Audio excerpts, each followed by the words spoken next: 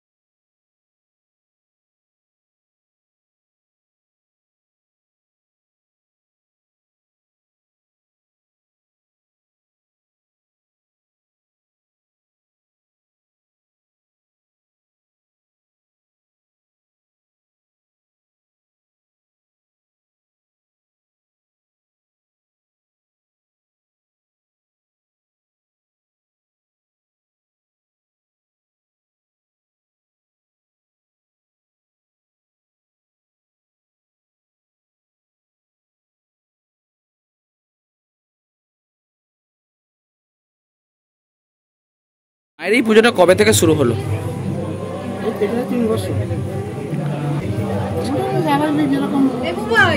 মায়ের ইচ্ছা এরকম ভাবেই হয়েছে। আমি তো হয়তো করতে পারি, কিন্তু আমার ওয়াইফ করে 3 বছর ধরে। আচ্ছা, আপনার নাম? অনেক সাথে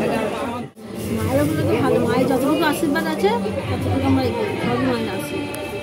আমার নাম তো আপনি নিত্য পুজো করেন?